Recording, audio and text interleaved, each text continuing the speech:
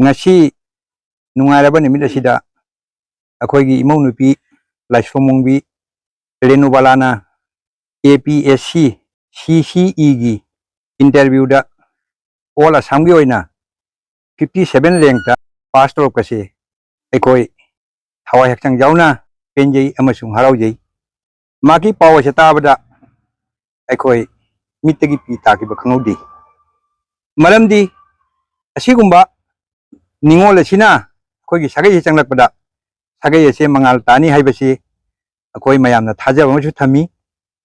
loina na ma se jungi mauni tawi masung macha chahi mari suba ipa macha su jawre magna asigi porikha se thabada maki makubok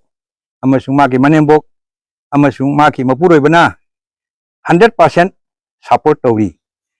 akhoi sagai na maku masing langamdana somothon tauri amasung tungi punchi dasu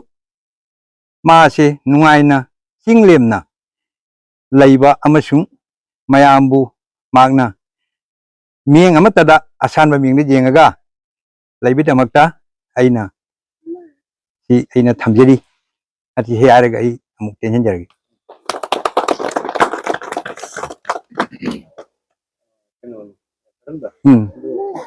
senior sira laisom sagegi oina ngasi se sigi doje sinajabani den bola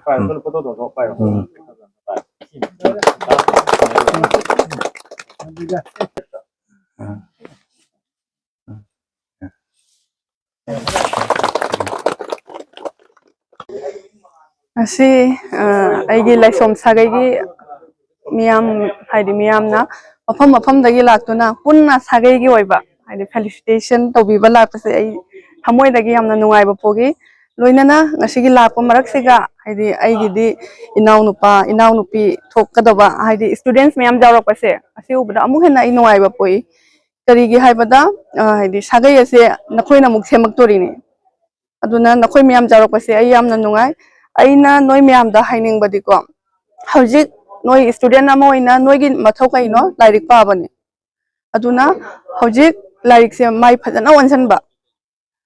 hojiki matam siga de distract oina poti yam lay especially mobile ko mobile sina migi matam se am manghalleba aduna mobile television seguma se sum pai no haibadi yaroi ko payu aduga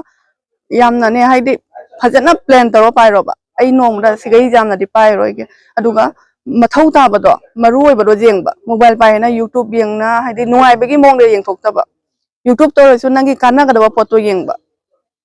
YouTube siga lai sidi kana ba yang re ko Google YouTube siguma se kana ba mongde yengba paiba aduga like se phajana paba ai aina tamliba class to aduga iduga yauriba syllabus to ai mamutana khangna baina akoina kaidori yumma ma sawa matamda makhagi foundation do pahawradi mathakta hawgalingai jabra dumaina nangi hojik career sigi ko hojik student ori noi class 10 phawgidi nangi foundation ni ba sigi foundation se yaringai strong ohenba nangi foundation hojik strong oi hawringai hayeng nangi career da kakhatpa yadoini mathakta aduna hojik noi lairik se yam phajana paw haina ina hainingi aduga atopa co curricular activities ko samna haibada hojik akhoi miyam punna thoga mayam amana sakhangna ba tawbado adugumba gado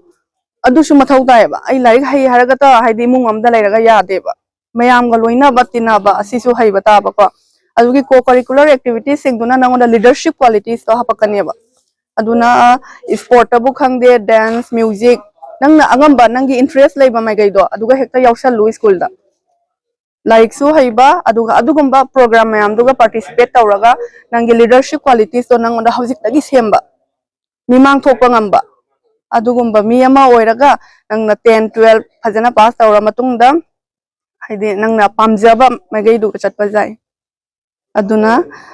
phaba oina ba ina haidi isorda su thauni jari noina ju ho khangning ba lay su ko ai phone number haidi ai pijage phone tawbirau any matam de any tanasi akhoi gi sagai sigi aphaba nungai ba yai phaba pina view haina ai isorda khuram jaraga losin jarage